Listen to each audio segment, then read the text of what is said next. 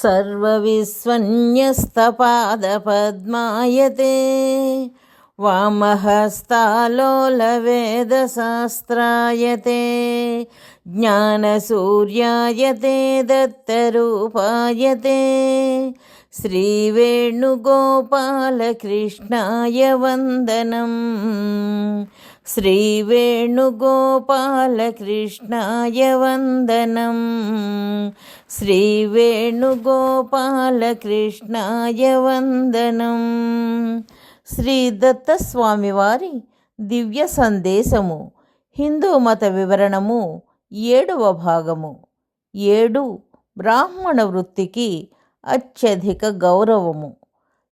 లోకములో ఆధ్యాత్మిక జ్ఞానమును ప్రచారము చేయు వృత్తిని స్వీకరించిన ఈ బ్రాహ్మణులకు అత్యధిక గౌరవము దక్కినది.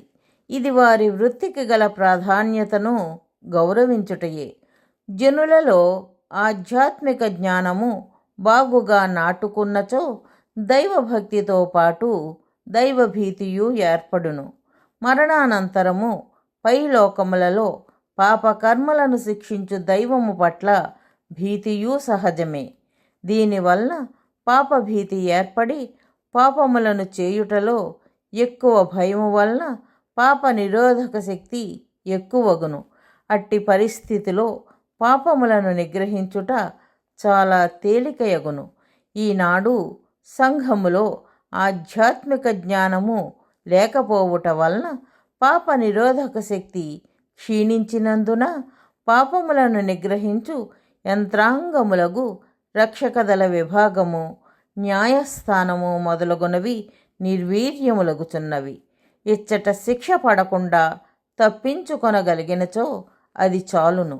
పైలోకములు గాని దైవము గాని లేవు కావున మరణించిన తర్వాత అవి తప్పవు అని భయపడ పనిలేదు. పాపములను నియంత్రించు యంత్రాంగములో పనిచేయు వ్యక్తులు కూడా ఈ భావములతోనే ఉందురు కావున లంచముల ద్వారా వారిని నియంత్రించి శిక్షలను తప్పించుకొనుట సులభతరమగుచున్నది. సృష్టి ఆరంభములో మానవుడు ఒకానొక గుణము పట్ల దాని సంబంధిత కర్మ చేయుటకును ఆసక్తిని ప్రదర్శించుట వాని స్వేచ్ఛ చిత్తవృత్తిపై మాత్రమే ఆధారపడి ఉండును.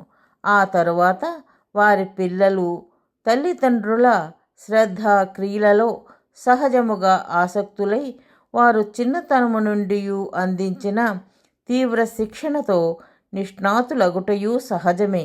ఇట్టి తీవ్ర శిక్షణకు ఆధారము తల్లిదండ్రులకు తమ బిడ్డలపై గల తీవ్ర మమకారమే.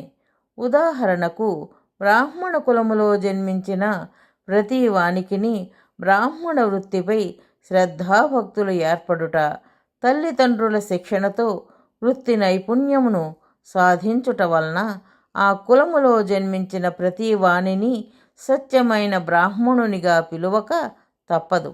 ఇట్టివారి మూలముగా ఆ కులమంతయును సత్యమైన బ్రాహ్మణ కులముగా పిలువబడుచున్నది.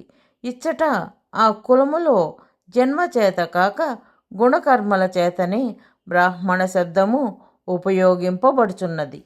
సూచన: ఆధ్యాత్మిక జ్ఞాన ప్రచారము చేయడము భగవంతుడికి అమితమైన ఆనందాన్ని కలిగిస్తుందని శ్రీకృష్ణ పరమాత్మ శ్రీమద్భగవద్గీతలో చెప్పియున్నారు.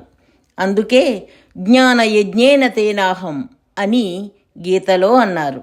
మనకు ఆధ్యాత్మిక జ్ఞానము శాశ్వతమైన సంతోషాన్ని కలిగించటమే కాక ప్రపంచంలో శాశ్వతమైన శాంతిని కూడా నెలకొల్పుతుంది. కాబట్టి శ్రీదత్త భగవానుని అపూర్వమైన ఈ ఆధ్యాత్మిక జ్ఞాన ప్రచారంలో భాగస్వాములై ఆ భగవంతుని పరిపూర్ణమైన అనుగ్రహాన్ని పొందగలరు. జై దత్తస్వామి.